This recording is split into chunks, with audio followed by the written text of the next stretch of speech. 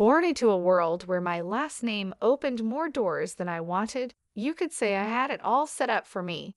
My dad's the big boss of a company you've probably seen on the stock exchange screen more times than you've cursed your morning alarm. Yes, that kind of rich. But if you're expecting stories of a golden girl draped in designer clothes and sipping champagne for breakfast, you've got the wrong story.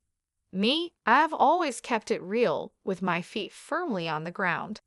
Money is nice, sure, but it's not everything. I chose a different path, one that led me to places money can't buy and experiences no gold card can fetch. Charity work, helping those in need, and living a life that's, well, ordinary. That's me, Laura. Not the fancy Laura, just Laura.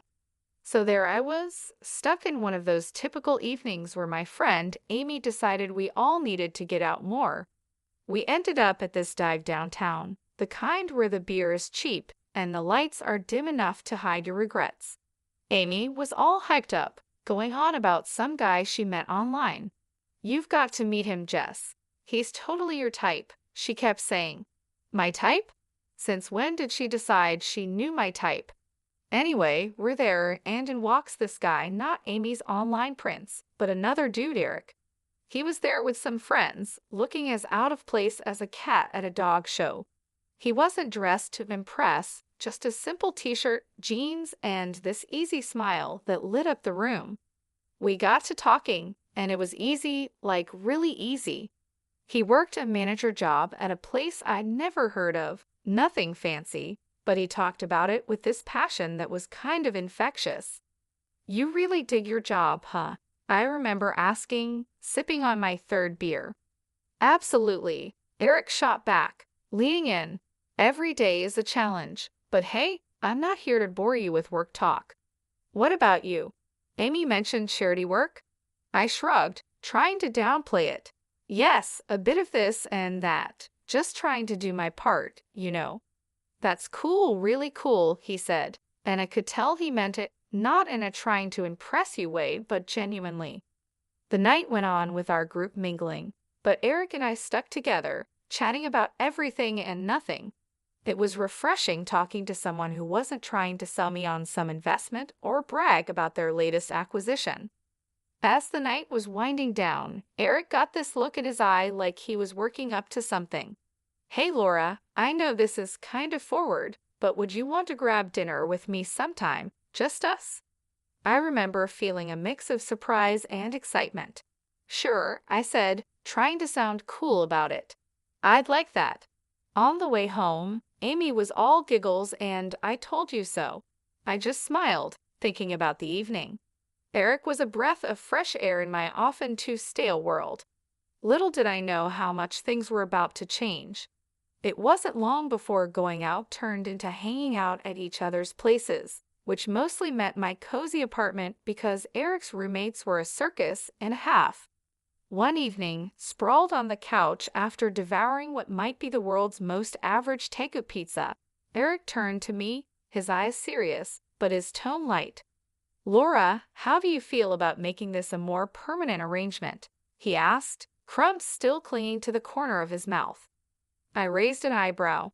"You proposing we split a Netflix account or something more along the lines of a life together?"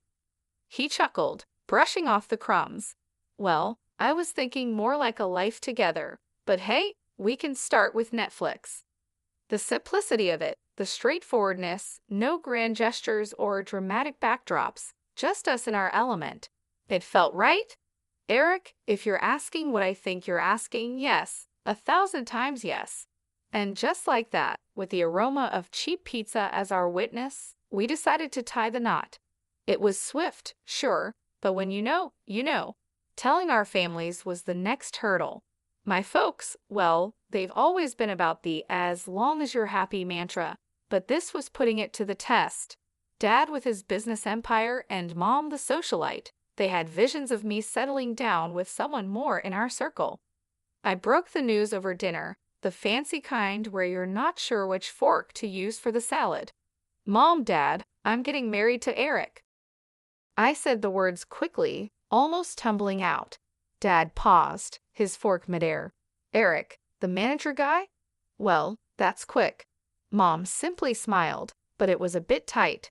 Dear, are you sure? This is rather sudden, isn't it? But I was firm. Yes, I'm sure. He's amazing, and we're really happy together. Their skepticism was clear, but so was their love. Well, if he makes you happy, darling. Mom conceded, and Dad nodded in agreement. Eric's parents were a whole different story.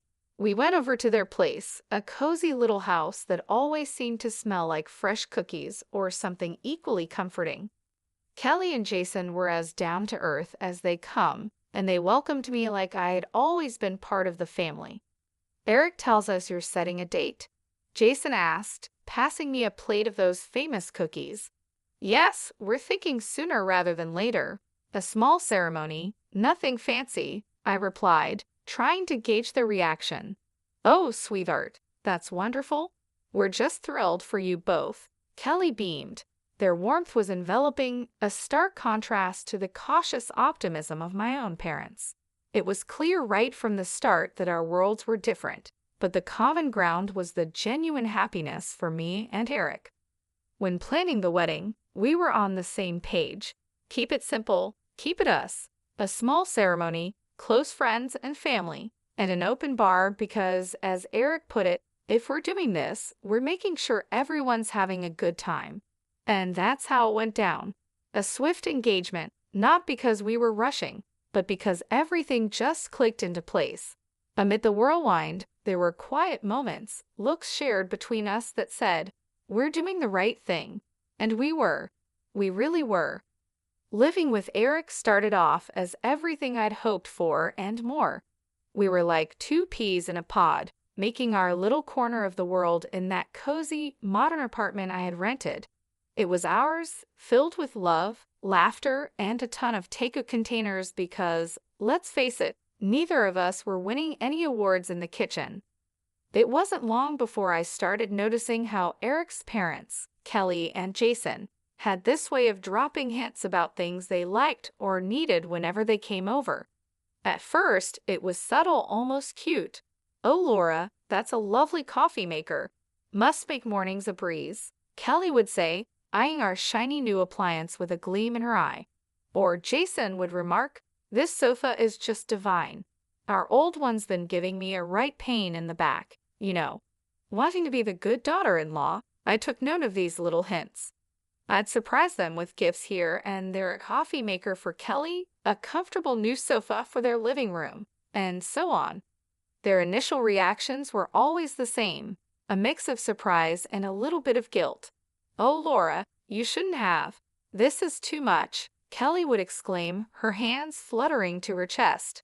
But you know, humans are funny creatures. Give them an inch and they'll take a mile. Those initial protests faded away, replaced by a growing list of subtle hints that were about as subtle as a brick through a window. Dinner at your folks' place was lovely, dear. Did you see that new TV they have? Crystal clear.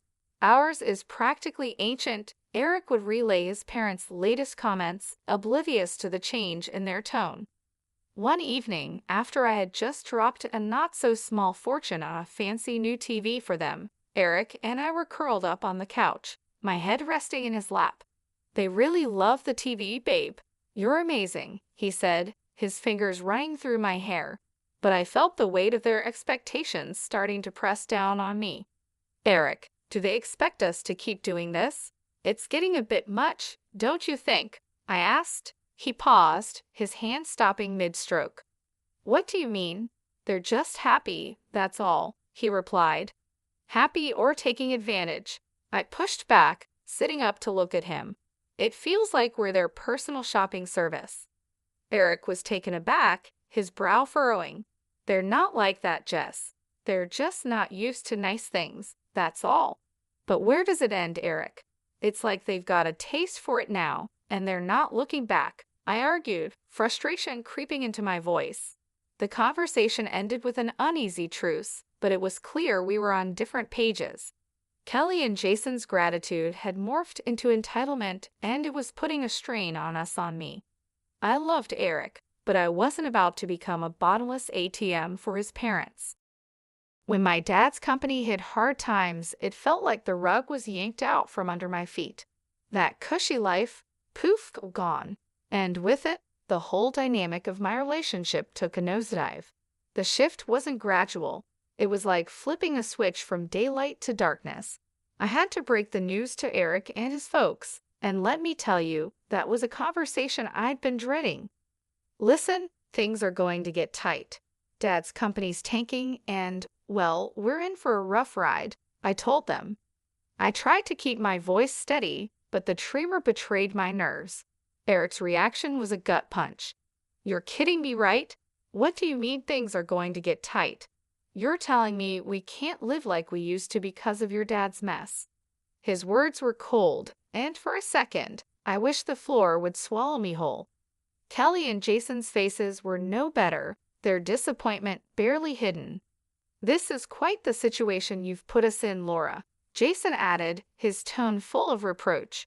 Just like that, the warmth and camaraderie we once shared disappeared, replaced by a cold expectation that somehow I was to blame for my family's financial downturn. Moving in with them was supposed to be a temporary solution. Our once independent life was swapped for a guest room that felt more like a cell in the house of two people who now saw us as a nuisance. The atmosphere was charged with tension, every day a reminder that I'd somehow failed them.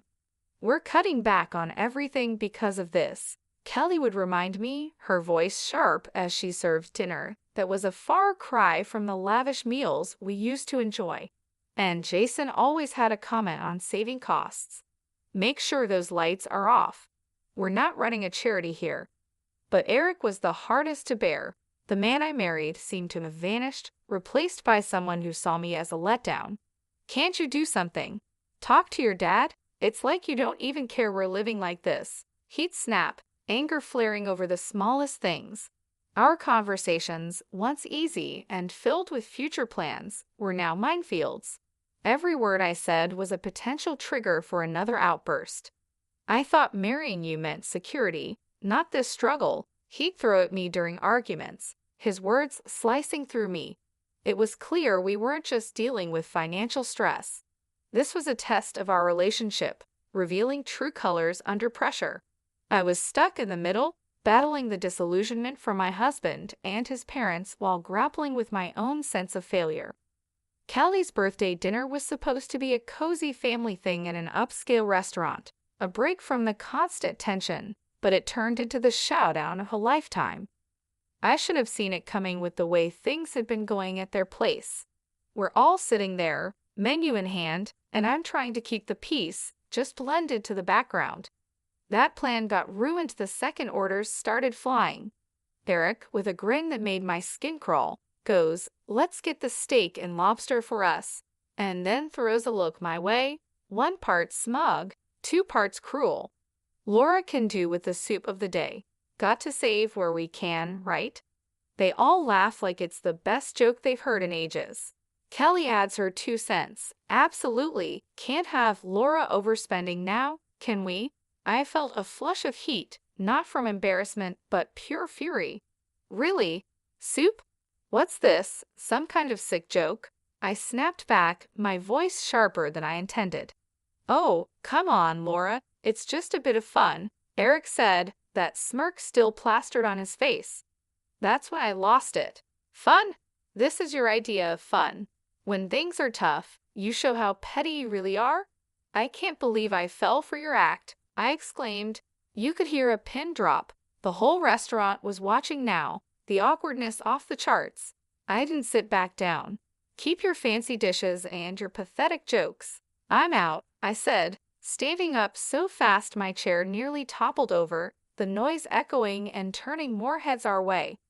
Eric reached out, trying to play the peacemaker. Laura, don't. Let's not make this a scene. A scene? You think I care about making a scene after that stunt? This is about respect, something you clearly have none of, I said, yanking my arm free and heading for the exit.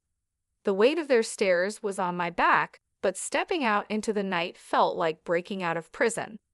My phone was blowing up, Eric no doubt trying to do damage control. I ignored it, my mind made up. I drove back to their place, a storm of emotions brewing inside. How had things gone so sour? Eric and I were a team, or so I thought, but that dinner was a slap in the face, a wake-up call I couldn't ignore. Back at the house, I packed my bags in record time, each folded shirt a reminder of the life I was leaving behind. It wasn't just about leaving a place, it was about leaving a relationship that had shown its true colors. I turned off my phone, cutting off the barrage of messages. The silence was eerie but welcome. That night wasn't just the end of a disastrous dinner, it was the close of a chapter. I had no interest in revisiting after the disaster that was Kelly's birthday dinner. I found myself driving to my parents' house. The night was quiet, a stark contrast to the storm raging inside me. By the time I pulled up to their driveway, my decision was made. I needed sanctuary, but more than that, I needed advice, something only my dad could offer. Walking into the house, the familiarity of it all was both comforting and jarring. Mom was asleep, but Dad was up, sitting in his study surrounded by papers that seemed less important the moment I stepped in. "Laura, what are you doing here at this hour? Is everything okay?" he asked, standing up, concern etched on his face. I took a deep breath, and the events of the evening poured out of me in a flood.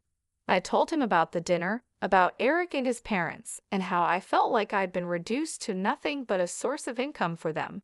Dad listened in silence, his expression hardening with every word. When I finished, he sighed, a sound that carried years of experience and a hint of sorrow. "Laura, I saw this coming. I just hoped I was wrong," he finally said, his voice steady but filled with empathy. "How could I have been so blind, Dad? I thought Eric and I were different," I said, feeling the weight of my naivety. He walked over, putting an arm around my shoulders. "You wanted to see the best in him and them. There's no fault in that. But people show their true colors in tough times. It's a hard lesson, but an important one." I nodded, the reality of his words sinking in. "But what do I do now? I can't go back there. You'll stay here for starters.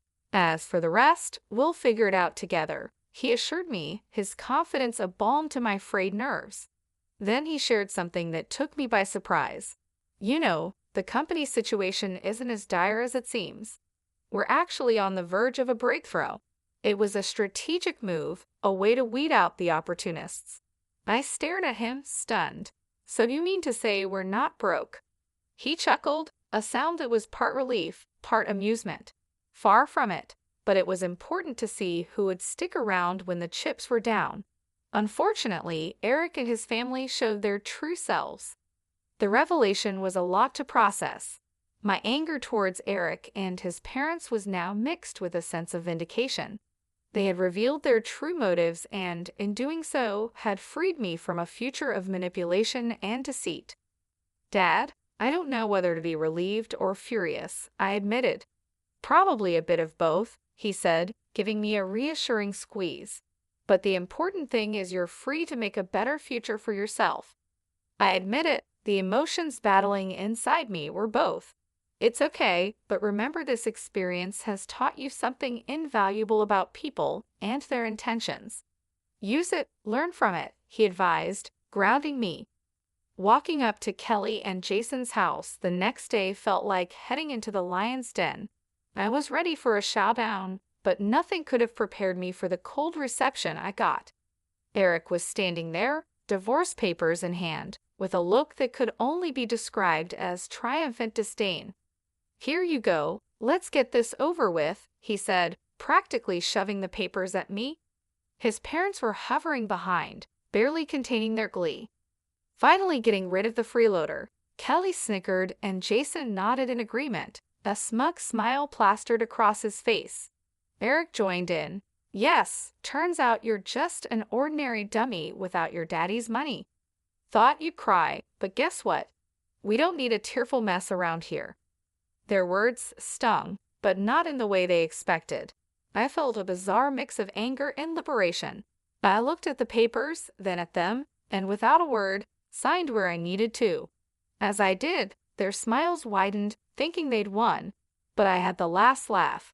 Pulling out a newspaper from my bag, I slapped it down on the table with more force than necessary.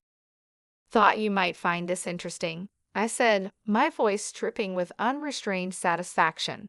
The headline screamed about my dad's company making a monumental comeback, profits soaring higher than ever. Watching their faces drain of color was a sight I'd pay to see again. Kelly and Jason's smugness vanished, replaced by shock, then desperation. Eric's arrogance crumbled, leaving him looking like a child who just lost his favorite toy. Kelly suddenly switched gears, stepping towards me with arms wide open. "Oh, my sweet girl, it's all a big misunderstanding. Let's hug it out." Jason, ever the opportunist, chimed in. "Let's not rush things. Sit down, have a coffee, and we can talk this through." And Eric, oh Eric, he was the picture of regret. "I was wrong, okay. We can fix this. I want to make everything right, please." Their sudden change of heart was almost comical. Almost. I couldn't help but laugh, a deep, hearty sound that felt cleansing. "You three are something else, you know that. But here's a news flash for you. I'm done. Done with the lies, the manipulation, and the so-called family that only values me for my bank account." I turned to leave, their protests and pleas fading into the background. They called after me, a mix of desperation and disbelief in their voices. But I didn't look back. Not this time. After the spectacle at Kelly and Jason's house, I was done not just with them, but with the whole sorry saga that had become my life. I needed a fresh start, a clean slate. So I took some time at my parents' place, getting my head and heart back in the game. One afternoon, a couple of weeks after the divorce was finalized, I was out for coffee with Amy, my ever-supportive friend who had been there through it all. "Girl, you look like a weight's been lifted," she commented, sipping her latte. I laughed, feeling lighter than I had in months. "You have no idea. It's like I can finally breathe again," I said. Amy leaned in, her expression turning serious. "So what's next for you, Jess? You have a clean slate now." I thought about it, stirring my coffee absent-mindedly. "I'm not sure, but I'm excited to find out. Maybe I'll travel, pick up some of the charity work I had to put on hold. As for love," I paused, giving her a rueful smile. "I think I'll give that a miss for a while. Just make sure you're doing what makes you happy, okay? You deserve it after all that drama," she said, reaching over to squeeze my hand. "Thanks, Amy. That's the plan." Not long after that conversation, my phone started buzzing with calls and messages from Eric. He was pleading, saying he had changed, that we could start over. His parents even got in on the act, sending messages filled with apologies and invitations to talk things over. Sitting in my room, phone in hand, I couldn't help but laugh. The sheer audacity was almost admirable. Almost. I typed out a response, one I've been mulling over for days. "Eric, moving on means moving forward, not going back to what broke you. I wish you all the best, but this is where our path ends for good. Take care." Hitting send felt like closing the final chapter of a book I'd been stuck in for too long, and just like that, I was ready to start writing a new one. The next few months were a blur of activity. I threw myself into my work, took up volunteering with a vengeance, and even booked a solo trip to a place I'd always wanted to visit. Life was full, and for the first time in a long while, it was fulfilling too. One evening, sitting on a balcony overlooking a bustling street in a far-off city, I felt a sense of peace and excitement for the future. I was ready for whatever came next. I realized I'd found what I'd been searching for all along: peace. The drama, the heartache, the betrayal, it all seemed like a distant memory. My phone buzzed with a new message, but this time it was from a number I didn't recognize. Hesitantly, I opened it. It was from someone I'd met during my travels, someone who made me laugh and think in equal measure. "Hey Laura, how about dinner when you're back? No expectations, just food and good company." I stared at the message, a smile slowly spreading across my face. Maybe it was time to open my heart again, but on my terms, at my pace. I looked at the text and replied, Yes, hitting send before I could second guess myself. Looking out at the city lights, I felt a sense of excitement for the future. I had moved on, not just from Eric and his family, but from the person I was when I was with them. I was stronger, wiser, and ready